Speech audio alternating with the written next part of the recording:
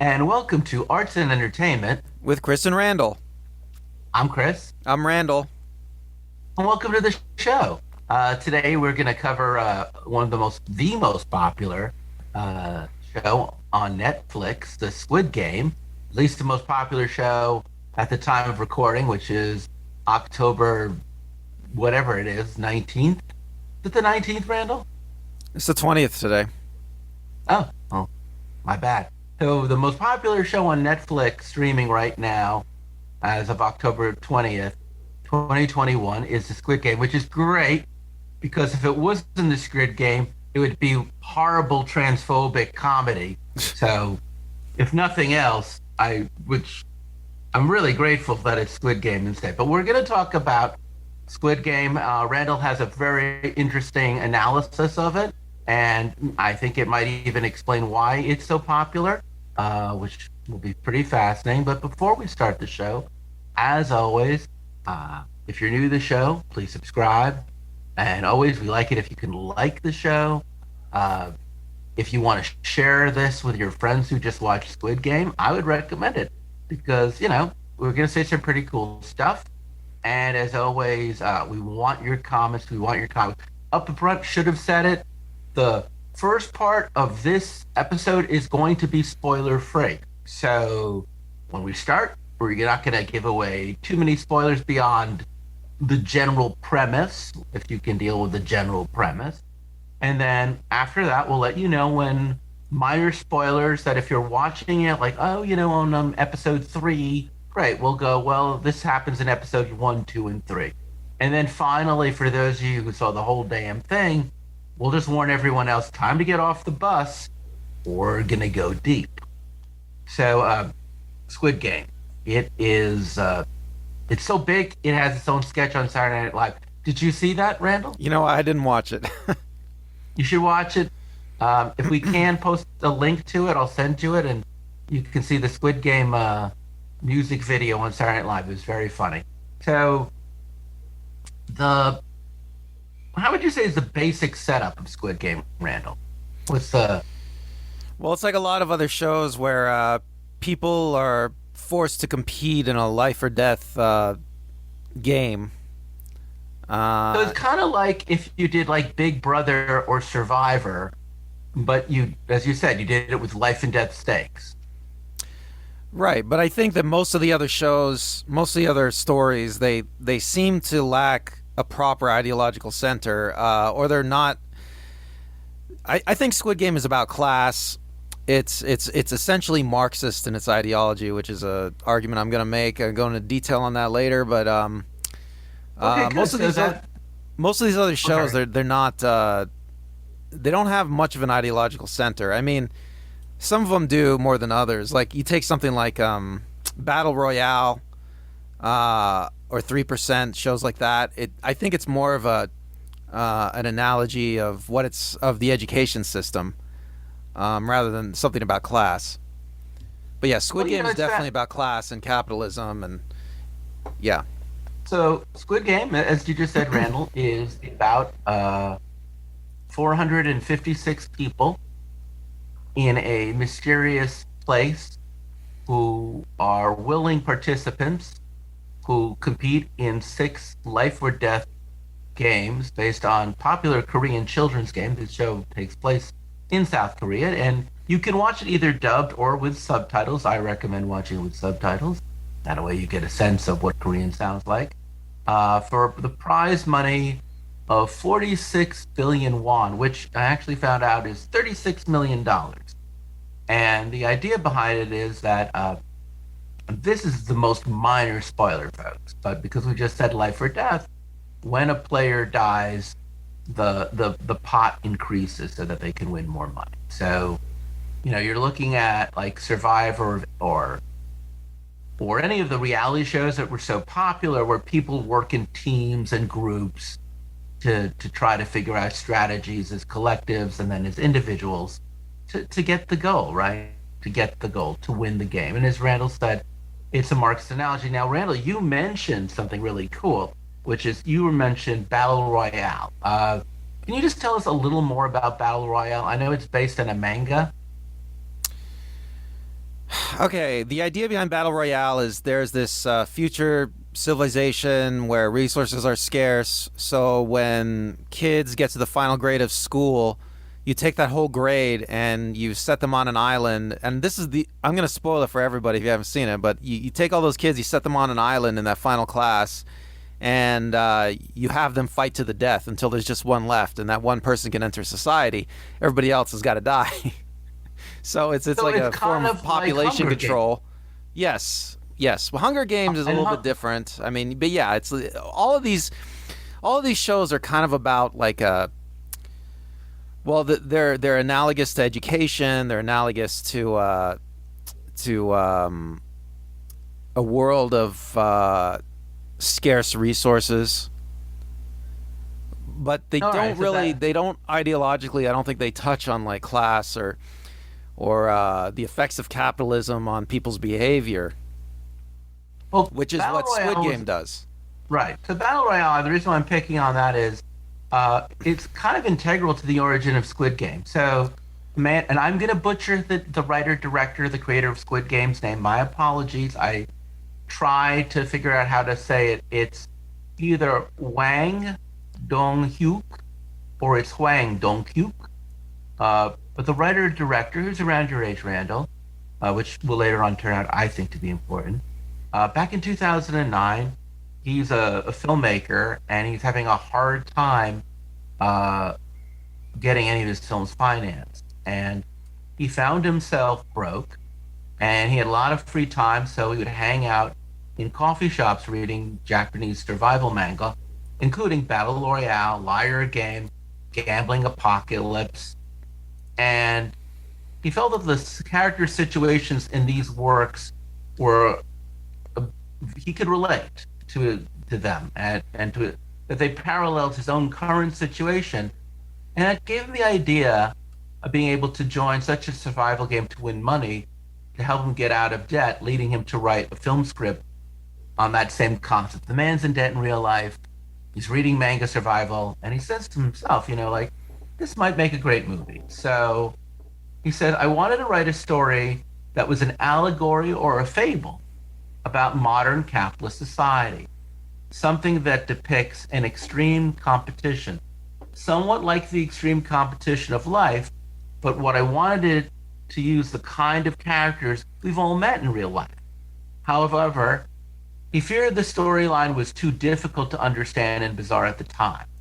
He did try to sell his story to various Korean production groups and actors, but he had been told it was too grotesque and unrealistic. So he put the script aside without any takers, and about 10 years later, Netflix decided to produce it. And he said, it's a sad story, but the reason why I returned to the project is because the world 10 years from then has transformed to a place where these unbelievable survivor stories are so fitting. I thought that this is the time when people will call these stories intriguing and realistic. He further believed that COVID-19 pandemic in 2019, 2020, and 21 impacted the economic disparity between classes in South Korea and said all of these points made the story very realistic for people compared to a decade ago. In fact, two of the main characters, which we'll talk about in a minute, are just variations of his own personal experience. Actually, three of the characters, Randall, was the protagonist's best friend, and the investigator, who Wang himself had been a former police officer. So the protagonist of, shall I tell everyone just the main cast, the dramatis persona, as they would say in a play, and then I don't think we need to do that. I'm going to, Okay. so that people know what we're referring to. I sorry I didn't give you a good setup there. So our protagonist is often referred to as Jin Hun, but we're going to call him by all the players have designated numbers in the game, and there are 456 players at the start. So Jin Hun is player 456. There is an old man who acts as a mentor to Jin Hun. His number is 001. Then there is his best friend, who went to college and became a finance guy, Sang-woo, and his player number is 218. Then there is a North Korean female defector who's a pickpocket. Her name is, I can't pronounce it, Sae-byok, but we'll call her by her number 067. There's an immigrant named Ali from Pakistan, 199. There is a seductress. I will certainly not try to say her name, 212. A gangster. His number is 101. And we'll keep on bringing this up. There's also a salesman who introduces people, gives them the card. The inspector, who is the man who's investigating it, whose name is Jin Hoon. And in fact, our director, who we just mentioned, the writer, he had been a police inspector. The front man who runs the game, and the mysterious host.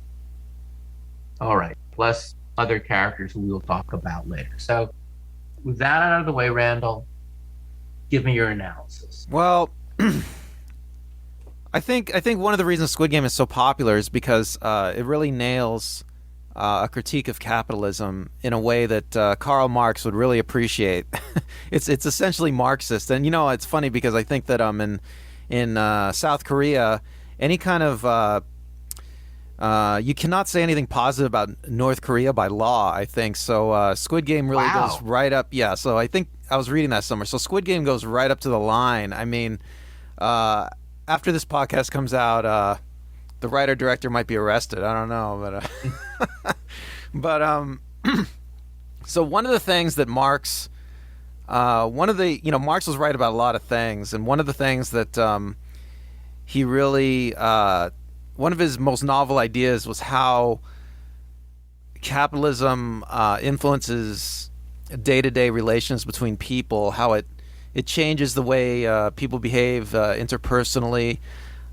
So most works don't seem to really touch on that. So we talked about A Christmas Carol like last Christmas, and I think A Christmas Carol is very Marxist in a lot of ways. So Squid Game, let's say, and the interesting thing about Squid Game is its lefty Marxist roots, shall we say, are fairly obvious because you find out, and we're going to go into spoilers now, right, Chris? Well, that was fast. Did you? How much spoilers are you going to go into? Well, I was about to give one out. Okay, but like, okay. Well, folks, we try to be a spoiler-free show. We're not. So, okay, keep on going. Go on. All right. So in Squid Game, you really get. It's almost made explicit that this is like a critique of capitalism when you find out that the protagonist was involved in a real life strike in South Korea that was a major event in the country. I'll put a link to a story about that. That would revealed... be 456. Okay. Jin-ho. So Jin-hun's he's one of the strikers, and it ruins his life. If you read I'll link to the article. If you read an article about and this, that's based on a real event that really happened. Yes. So this was a real event, and it ruined the lives of the people involved because the strike was broken. It was brutally broken. The cops came in. They literally beat a lot of the strikers to death. The ones who survived, they were forced to pay reparations to the company, like to the tune of millions of dollars, and they were also blacklisted. They couldn't work anywhere else or anywhere good, so they were going to be like in something debt. Out of England in the 19th century or America in the late 19th, early 20th century with the coal miners and the truckers.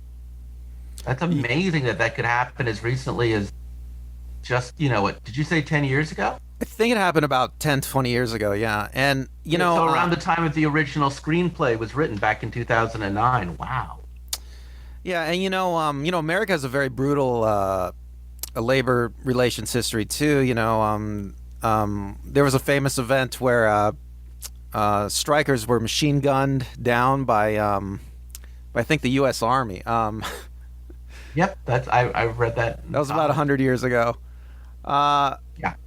Now, an interesting theme of Squid Game is that you find out in the very beginning that the protagonist, Ji-hoon, is he seems to be addicted to gambling. He's stealing money from his mother, and he's stealing money from his mother, and he gambles it. But he's, his heart is in the right place, though. He's trying to raise money because his mother needs medical care. He's trying to provide for his daughter. He's estranged from his daughter. He's estranged from his wife. The thing is, though, and his mother, she needs medical care, but she can't afford it, which is another perversion of the system. We have a system where you have to pay to be for health care, like in South Korea too, I guess. Now, the interesting thing about the theme of gambling throughout Squid Game is you find out it's not just Ji-hoon. It seems like almost all the characters are gambling, right? So you get the character, what is it? The Sang-woo. So Sang-woo is the finance guy. He goes to a university. The best university in South Korea. Player 218. Yeah. Yeah. So he goes to the best university in South Korea. He's gonna work on, I guess, the South Korean Wall Street, and he's gonna be a big finance guy. But you find out that he has also gambled a bunch of money away in the market. It's interesting. Both Ji-hoon and Sang-woo, players 4, 5, 6, and player 218, they were both based on the director, the writer. He was the first in his family to go to college. I don't know if he had a gambling problem, but he did say that when he created those are like the two halves of his own divided psyche. So it's just interesting to add. Ji-hoon is gambling the money away at what is it? Horse races or dog races, I think. So he's dog like, races. Huh? I think they're dog races. So Ji-hoon's gambling is like a lower class kind of gambling, and a lot of people would say, "Oh, Wall Street finance, that's not gambling." But I don't know. It's hard. It's hard to really. I think it's really hard to make the case that modern finance isn't just another form of gambling, and what you see, this is a theme that you see all throughout Squid Game, especially because the players are all playing. They're all taking a gamble to win the game. It's like, there's another character that gambles, is in Gambling Dead. It's the criminal. What's his name? Player 101. Yeah, Deok-soo. Okay, so 101. So he's the gangster. He's in Gambling Dead too. And so everybody's gambling. In capitalism, almost all of capitalism is gambling. You make an investment and you're hoping it pays off. So you're always playing the odds in capitalism. See, this is a critique of capitalism. I'm not sure if Marx made this critique, but this definitely comes out of the idea that capitalism is a system that it's capricious. There's nothing fair about it. There's nothing like systemic about it. It's just a giant casino.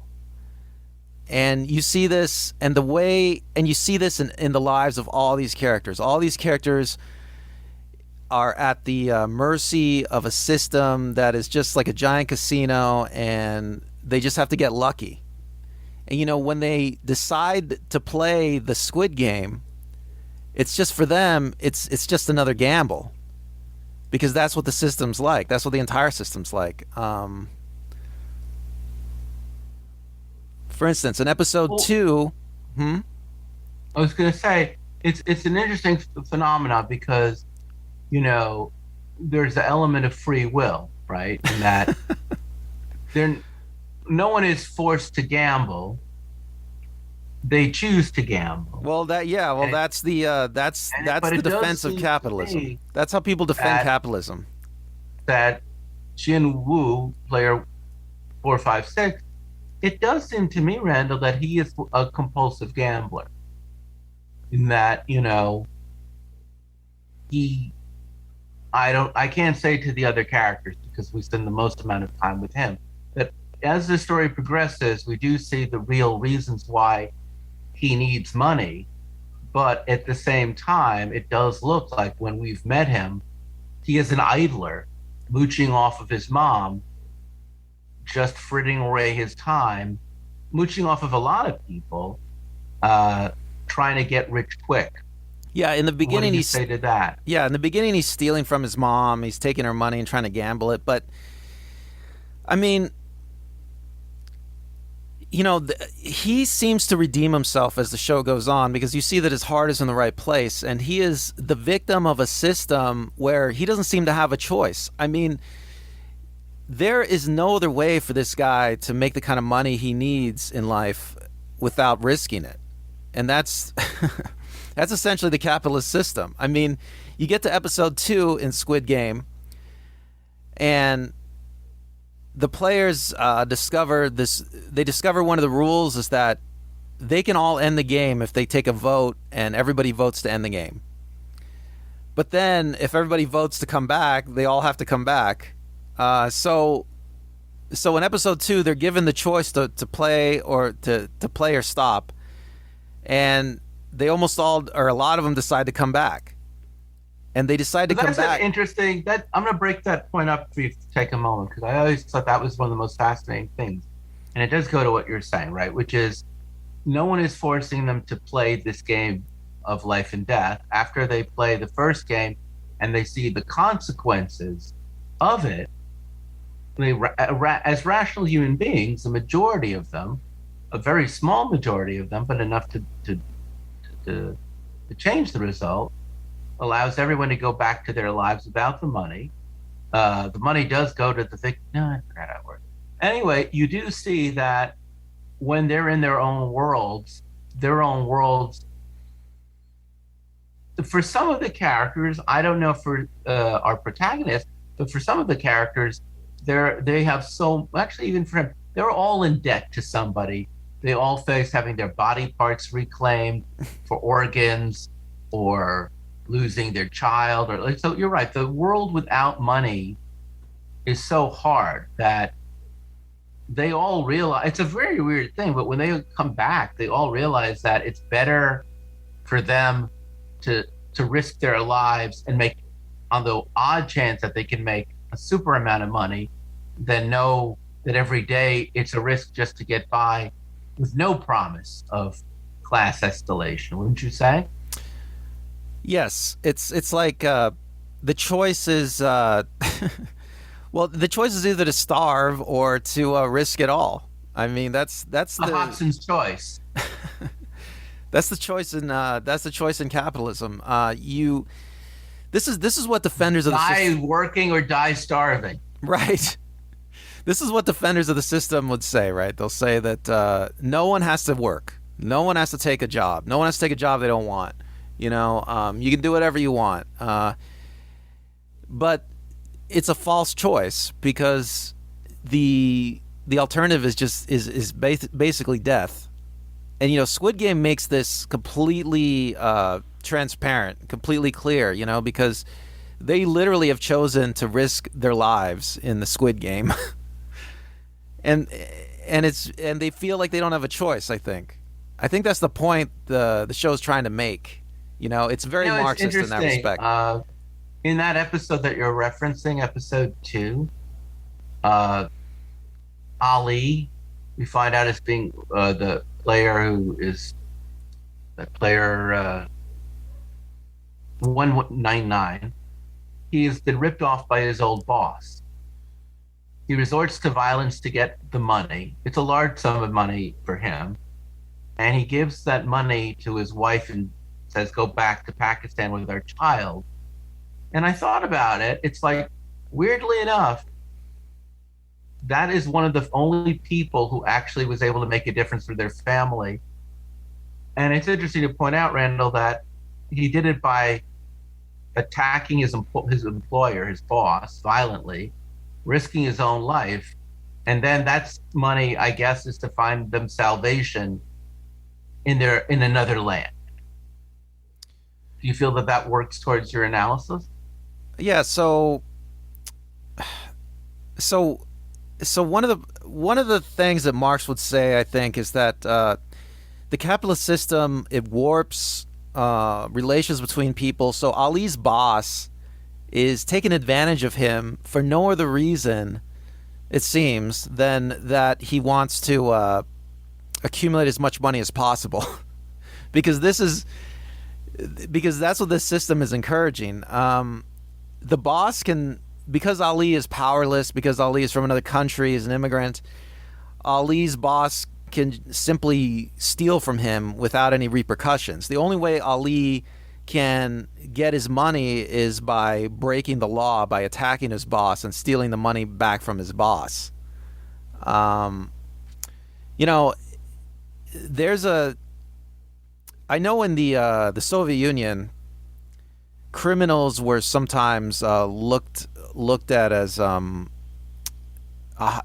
being higher in social status than political prisoners, because political prisoners were not ideologically correct, whereas criminals were ideologically opposed to a capitalist system. So they would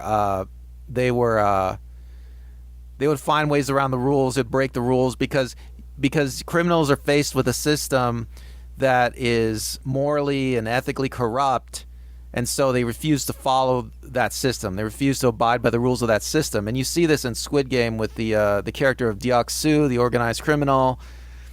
I don't know what his name, 101. So he in the Squid Game becomes well, everybody looks up to him in Squid Game. They think he's strong. They think he's going to be a winner. You know, so like you have the seductress, alpha. the alpha. Well, yeah, he's physically powerful. You have the seductress character who wants to be on his team, and you know that's another. 212. Mm-hmm. Go on, So I'll just talk about that briefly. So the seductress character. This is another thing that. This is another way that perhaps capitalism warps human relationships. You know, in Squid Game, you don't see much romance at all, except for between the seductress and the gangster Deok-Soo. So it's like capitalism has so infected human relations that it's stripped us of romance and love and you know, the warmth between men and women or between significant others. And the woman, the seductress, what's her name, Mi Niao, she is player 212. She is trying to seduce Deok-Soo just for her own gain, because she wants to be on his team and she wants to have that advantage. And the only sex that happens is between those two. It's the only romance, if you can call it that happens, is between those two. It's because the Squid Game, the system of the Squid Game, has stripped us of any other kind of feelings of romance. It's become, you know, sex, romance, love. It's become just another commodity in the Squid Game. Everyone has to use everything, you know. It's like there's no room. The Squid Game makes it so there's no room for any kind of like real human feeling and warmth. And you see that the best example of that is in the marble game. So the marble game is like the ultimate Marxist analysis of capitalism. You know, it's the most poignant, you know, the most emotional episode. What episode is that? Let's see. That's episode 6. So at the beginning of the marble game, they ask everybody to break up into pairs. And previous to that competition, each team competed against other teams. So everyone picks like the one they're closest to in the Squid Game, the one they feel closest to, and then twist of fate, the marble game, they have to compete against each other. So you have one of the worst ones is you have a husband and wife that have to compete against each other, you know, and they've been competing in the Squid Game together. the entire time, and now one of them has to kill the other, basically. So you see in episode 6 just how a system like the Squid Game can pit people against each other who, in any other kind of system, any other kind of situation, would be best friends, would be lovers. That was interesting, the marble game, because one of the rules of the marble game was you could not use physical force to take your opponent's marbles. You had a half hour in which to get the marbles. So those two rules were just kind of fascinating to me, because DXU, the gangster, was losing, and then he changed the rules of the game and he won. And then you had the other young girl who was from South Korea, who was paired off with a girl from North Korea, who just really wanted to have 30 minutes of a connection with another human being, and was willing to sacrifice her own life for just getting those 30 minutes. Right. That was a great scene. That was a great moment, because she has found a way within the system to open up a space for humanity. She sees that... if she's willing to pay the ultimate price. Yeah, she sacrifices her life, basically, so that she can have 30 minutes of true humanity.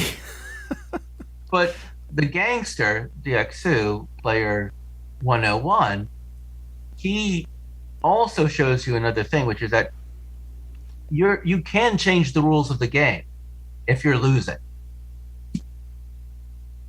If you can convince the other person to play your which I would argue, if you want to say that, then even the rules that we play by are not hard and fast. Well, I think that the system can be gamed. The system can be gamed to the right aggressive personality.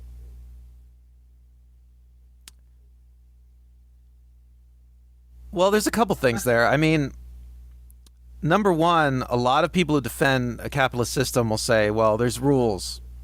There's ethics. There's you have to behave a certain way. It's fair. And in Squid Game they make the same argument. It's emphasized many times. That the Squid Game is fair. Everybody's treated fairly, and out in the real world it's not fair. But yeah. So as in the marble game, it's like you can use any kind of deception or cunning you want, except for maybe physical force. To get the marbles. And you look at our protagonist, right, Jin Hun, who just even takes it a step further than the gangster. The gangster tricks and deceives his opponent, but Jin Hun just takes advantage of the elderly man's senility to his own ends. Straight up exploitation. Right. Well, this notion that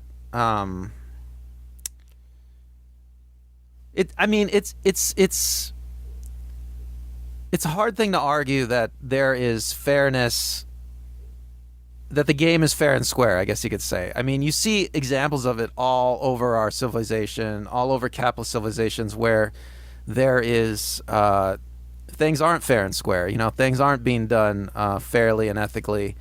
But does it affect the people that win? No. I mean, as long as you win, it doesn't matter. Well, and then there's the deception, of course, of Ali, player 199, by Sang-woo, player 218, who tricks him with a bag of rock. Well, really, he uses his intelligence. Everyone uses different skills. I would argue each of them uses their guile, their whatever their leading skill set is. I honestly forgot how Min-yu, the seductress, won. Oh no, she was the odd person out. She didn't have to play, right? Right. I think so. Because she was the weakest link. Right. So they deliberately wanted her out. Could you explain that to me then? How it fits into a Marxist analysis? Yeah. I don't think it does, but okay. I don't know. It might, but I don't know how it does. But maybe you're right. No, but maybe you're right. I mean, in fairness, is she just the surplus that we don't need to, that we just keep around in a society because, we need to have a weakest link? Well, it's funny because she does seem to get a choice not to play, and Well, because no one and nothing chooses to happens play to with her. her, she survives. So Right. you could argue that you're better off in this particular late stage capitalist society by being alone and going it alone, because all friendships are transactional in the capitalist society. So everything is transactional, and when people stop getting benefits from the relationship, they become competitors. Even though she was the most transactional person in the entire miniseries, strangely enough, uh, she can survive because no one wants anything from her. And she's willing to offer everything. Remember, she always says, I will offer you everything. You know, interestingly, her character, she doesn't. She takes offense. She takes personal offense to the gangster rejecting her, and she finally gets her revenge on him in the bridge game. Yes. So she is interesting in that she can't abide by the rules of the capitalist system, as you're laying it out, like where everything is just transactional all the time. She, like the protagonist, maintains her humanity by killing herself to kill the gangster to get her revenge. Because she is not able to take her feelings and just lock them up and forget about them.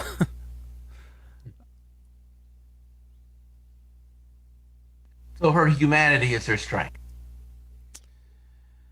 Well, you know, as it's interesting because as much as she tries to manipulate other people, and you can see it in her performance. You know, this is another aspect of Squid Game I think is really good. It's just, I think because the writing is so strong and the characters are so well done and their motivations are so clear, and this is such a clear critique of capitalism, everybody knows that. All the actors know that the performances become very strong. You know, the actors have a lot to work with. Their characters are very clear. So her character throughout, you see that she is trying to manipulate the people around her. She's trying to use sex as a weapon, as a tool to help her advance in the game. But in her performance, I feel you can see that it's affecting her emotionally. This is not how she would choose to live her life. If she had a choice, if she had a real choice. And by the end, the bridge game, she's done with it all. She has given up because her humanity has been so stripped from her, you know, in the sense that she's given up every part of her humanity to try to advance in the system, in the game, that she feels like there's nothing left. And so her suicide is a relief for her. I mean, that's the sense I get from her character, and she plays it perfectly. You know, and that kind of depiction of, say, like a prostitute has been made in Marxist literature for many years. So you look at something like The Jungle.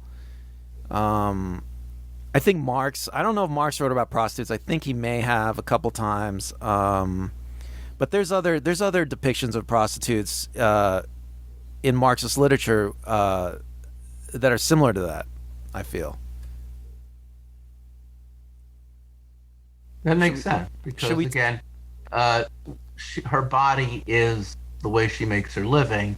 So in some senses, she's the ultimate version of what Marx is talking about when your own body becomes part of the tools of production. Yeah, I mean, what, you know, when you're selling your body, when you're selling your body, I mean, what is there left? You know, I mean, and it's not just for prostitutes, but well, you could always argue within that critique that all of us are prostitutes, in that we're all selling our humanity for the means of production. You know. Sure. Well, let's talk about. Well, should we talk about the workers? Yeah, absolutely. I mean, the workers themselves, you know, they're under strict rules too. They have to wear masks. They can't. they can only speak when spoken to, I believe. It's like Well, there's a hierarchy within them, which goes circles, which are workers, uh, triangles, which are soldiers, and squares, which are managers. So you really have in that dialectic, you have really the working man, the lumpen proletariat, and the managers. Let me double check. I just want to make sure that no one says we got that part wrong on the demarcations, but do want to make sure I got that right. I have it written down here. It is, hold on. Let's see. Where is it? Okay. Yes. So the guards with the circles are considered workers, triangles are soldiers, and squares are the managers. And when the inspector, Gung Ho, I'm sorry, really just want to call him the undercover detective, comes looking for his brother, he starts out at the bottom and through murder moves his way to the top of that chain of guards.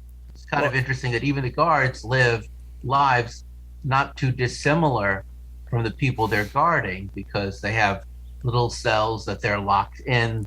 Their heads must be covered at all time. They cannot speak to each other. It's a very dehumanizing and isolating life. Exactly. And Well, this is what the system's doing to everyone. I mean, it's not just the workers. You know, the guards. Tools of the state. If we were to using a Leninist Marxist view, they are right. Well, the guards they are also stripped of their humanity. You know, they can't even show their face. They can't even like chit chat with each other. And then we get up you to think this is the writer director's drawing from his experience as a police inspector in South Korea, as a cop in South Korea, that being part of what it was like to be a South Korean cop was not that dissimilar to the guards with the various circles and triangles? You know, I think that's any job. Any job you work, you put on a mask. I think Right, I but don't I'm know. saying that. Oh, hold on, but let me make my point, which is the part of guards are just look. If you use a Leninist perspective, the role of a soldier or a guard is to help the state oppress the worker. So the people who are of the power are never going to come out and just oppress the worker. They have layers and layers of oppression, and the people they use as those tools are the police, the army. We've talked about it already. And because the guy who created the show has actually served in that capacity, I really do think it makes a point that there is a small degree of quality of life difference between those who are oppressed and those whose sole job, and this is a key point, whose sole job is to contribute to the oppression of those people. And that's what makes them so distinct, is their job is to make sure everybody stays in line. And that's not like every kind of job. Your job, you make your living by making sure no one steps out of line. And your whole job is really to keep the system physically enforced. Yours is the boot that goes on the neck. That's true, but you know, And that should not be undersold, because that's a scary place to be, right? Because if those people rose up, if those people had unity, if there was class unity, then they would join the workers in a revolt. But because they're living under false consciousness, they have a loyalty to their employers who doesn't, and their employers don't really see them as anything better than the slightly better lapdogs than the people whose job they are to oppress. Well, that's a big difference when you're talking about the role of the enforcers of law and order in a state. Those people really are in a unique position and are pointed, you would argue, in the wrong direction. sure, okay. I mean, but they themselves though are, you know, they're subject to a certain kind of oppression too. Well, I mean, after all, guards the are ones who killed. try to make their own way selling body parts, which is very grotesque, but they're executed because, you know, that they're not allowed to have financial advancement beyond what's already been prescribed to them by their employers. Well, I believe that they didn't. They're executed for other reasons. It's like They were executed for selling the body parts, but they do that for their own financial advancement. You could argue. So you could argue that even when they try to advance within their own class financially, the people who employ them say, no, you can't. You cannot do more than we decide how much money you make. And it's strictly economic. Remove the morality of what they're doing for a second. And it shows that those guards don't even get to choose how they can enhance their own lives to move up. Okay, well, another interesting character is the front man.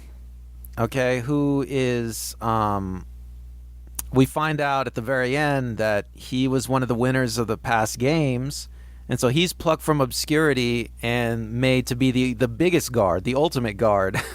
And he's given a lot of... And he is the inspector's brother. Mm-hmm. He ends up being the inspector's brother. And, this is... this isn't out of Marx, but in labor history, this is how you break... labor movements. You find the leaders, and you corrupt them, or you kill them. So the front man is very typical of a character. I mean, this is right out of Steinbeck. He's the head of the labor movement, and he's the star worker, and he's taken out, and he's made into like the star guard. And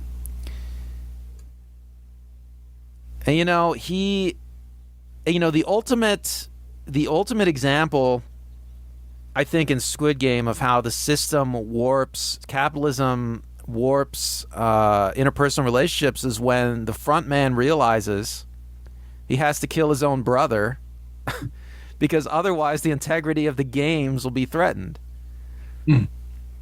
His brother is out of love. His brother is trying to find him. But, because everyone working in the games has to keep their identity secret, he can't reveal his identity to his own brother unless he kills his own brother. And so the front man chooses the games. He chooses the sanctity of the system, protecting the system over his own family. And I don't know what else do you have to say. I mean, that's the ultimate Marxist theme come true right there, I think. Illustrated. In an interview with the writer-director, he said that if he did make a sequel, one of the things he really wanted to explore was how the front man came to be the front man and what was his relationship to his brother, Jun-ho. Well, there you go. I mean, it's the ultimate expression. It's the ultimate expression of the insidious nature of capitalism that he has chosen the game over his brother. He has to kill his own brother. I mean, it's sad, isn't it? I mean, yeah, because the family, just like the husband and wife, which should be the dominant union of loyalty, and for our protagonist and for the Korean defector, it is, and actually maybe even for Jun-ho's friend, the player 212, not 212, sorry, player 218, Sang-woo. There is a question about who values family and who doesn't. Yeah, it's a good point. Yeah, and speaking of people on the top of the game, okay, you end up later on, seeing the VIPs who are watching the games and being entertained by the games, and the people on the top of a capitalist system are just as warped by the system. What? All speak English. Yeah, they're all rich Americans for the most part. Yeah, they're all American. That's all I wanted to point out. No need for checking subtitles there. We know who the real monsters are. America's the richest country in the world. And this world, this is, I guess I'm going to just say this is a fact. This world is the way it is because America made it that way. uh, just Can I say something about the VIPs for just a second? Yeah, go ahead. So I found this up about the VIPs when they were dealing with the production design. They said the VIP room was one of the last pieces to be designed, and the production designer and the creator decided on an animal-based theme for both the costumes and the room, because the VIPs are the kind of people who take other people's lives for entertainment and treat them like game pieces on a chessboard. So I wanted to create a powerful and instinctive look for the room. So there's like that question of them as almost like predatory animals. And you do see a lot of chess pieces throughout, to feed your argument. Sure. The VIP. There's a saying that, and it's a Russian proverb, which Marx would have been familiar with, and most of the early socialists used to quote, which is, "Man is a wolf to man." Oh, well, yeah, that's good. Yeah. Yeah, and you can see the Adam Smith. What did he write? Noam Chomsky is frequently loves to quote Adam Smith by saying, Adam Smith wrote, it's his favorite Adam Smith quote. How's it go? The vile maxim of the rulers of mankind is more for us and none for you, something like that. Yeah. So but see, this is a system. The system, it encourages the people on top to lose their humanity and to accumulate. We talked about A Christmas Carol. Scrooge is like a great example of this, I think, because Scrooge, the character Scrooge, he loses his humanity and he just devotes his life to accumulating wealth. The VIPs in Squid Game, they don't seem to have any kind of empathy or regard for the people around them. So, for instance, one of the VIPs, he wants to have sexual relations with the waiter, who's the cop in disguise. And he doesn't care that the cop is, he doesn't seem to care if the cop is interested in that at all. To him, the waiter is just there for his pleasure. He's there for his pleasure, correct.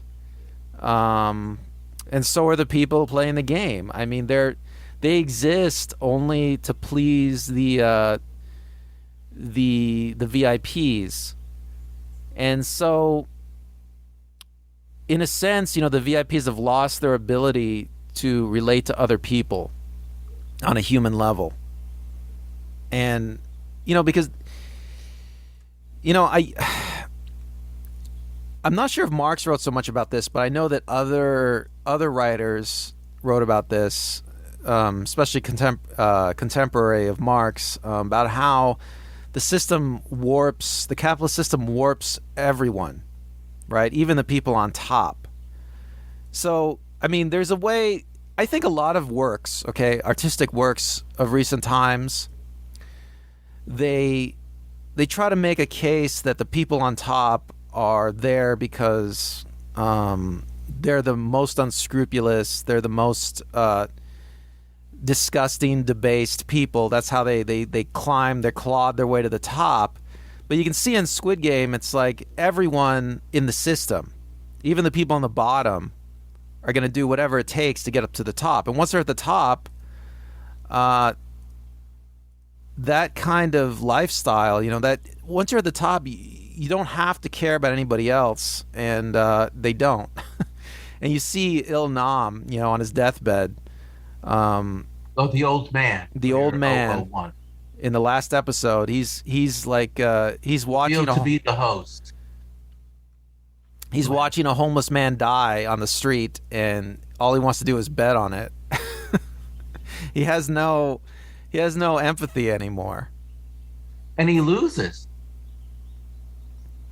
Yeah, he loses. Well, Which is a weird that's statement because the guy's rescued by the police. yes. Well, that's the last Tool of the state. that's like what the last glimmer of hope that Squid Game provides. Squid Game is trying to give you hope that that even inside of this oppressive system, people could still find a way to reclaim their humanity. I mean, that's Well, I would definitely say when you get to the very end, and the North Korean's brother is rescued and placed in the care of his best friend's mom, the fish seller, and then he gives his best friend's mom a large sum of money. I don't know what it would be in Korean dollars, but a couple $1 million, and said, "Oh yeah, your son, who the FBI or the Korean police are after. He didn't embezzle. He just gave me this money. I'm paying him back now." So and then when he's about to get on the plane and see his daughter in L.A., he's like, "Nope, I'm gonna go after the bad guys now." So it's a pretty straight up, like, geared up. I wouldn't say a Hollywood ending, but they're really like, you can really see how if they did a second season, it would be a far less cynical, more revenge or justice kind of story. well. I wonder what's going to happen. I mean, for sure. I guess they're going to do a second season because this is like such a popular show. I mean, Netflix is making a lot of money off of it. It's much cheaper to make these things in South Korea, but I feel like they're gonna have to tone down the politics of the show. I mean, this is this is like the most over the top Marxist show that's ever been made, and I think that that's the reason this is so popular. Because it's not that there's a big bunch of people out there reading Marx and they're big fans of Marx. It's that Marx nailed it. Well, I mean, system. in a way, to bring it into the modern era, like right now, Congress is debating Biden's Build Back Better bill, which was originally called the 3.5 billion infrastructure plan, and it had things. It still does tax credits, free education, things for the environment, hearing aids and dental for the elderly, allowing Medicare for people in their earlier 60s, and even among Republicans as well as Democrats and independents, these social reforms that would have been considered socialist less than 10 years ago are very popular even among most mainstream Americans. So there is a shift as our society, as late stage capitalism seems to bring us all down, Randall, people are beginning to open up to the ideas of that maybe this is not the best system and maybe we need a new system. And I'm not saying Bernie Sanders is going to have a successful run for president again, but in less than a space of a handful of years, our attitudes towards state-sponsored health care, the idea that the government should give us a UBI or at least a check every so often to go out and spend, like, our relationship to society is changing. And I do think, as he said, that the message he had in 2009 lands a hell of a lot better in the world of 2021. Yeah, well, these socialist reforms, especially in the United States, they're very popular with the people. I mean, and not only are they popular with the people, but they're investments. I mean, all these things that are in the infrastructure bill, they're things that'll boost the economy. They're things that'll improve the lives of people, that'll make people more productive, that'll make businesses more profitable. Okay, but I mean, it's a win-win, these kind of things, and they're very popular. Yeah, but there's only there's a small number of people at the top who are not going to benefit, or they benefit by blocking it for the political, cynical reasons, and so that's why it doesn't get done. So we feel like, as people in our country and other parts of the world, that we are playing the Squid Game, and that only one out of 456 of us, which would actually be a pretty good odd, even in it's much worse, will get to rise up and do so only on the backs of 454 other people who were dead by the end of the story. Well, Another interesting aspect of Squid Game, yeah, is every time somebody dies, more money goes into the pot. And that's a pot that is claimed by the winner at the very end. You know, Marx first pointed this out. He first wrote about this. Well, actually, a lot of economists before Marx even wrote about this. The labor theory of value is the idea that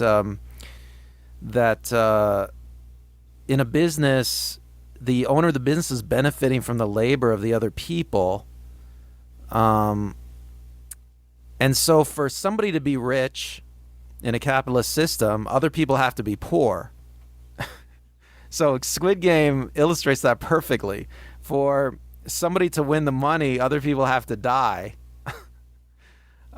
So, I mean, that's our system. I mean, there's solutions to our system, okay? There's solutions to making a system that's just not a giant casino. There's solutions to making a system where you don't just have a few people getting richer and richer and everybody else like losing all their money. And you tax the wealthy, you redistribute the money into infrastructure plans. Maybe you do have a UBI. I mean, rich oil producing nations, some of them have a UBI. Alaska, the state of Alaska has a UBI. They distribute money, every year. So there are some solutions that actually work that people implement. I mean, you don't have to have, like in Los Angeles right now, we have hundreds and hundreds of, maybe thousands, right, of homeless people just living on the street, people living on the street. There's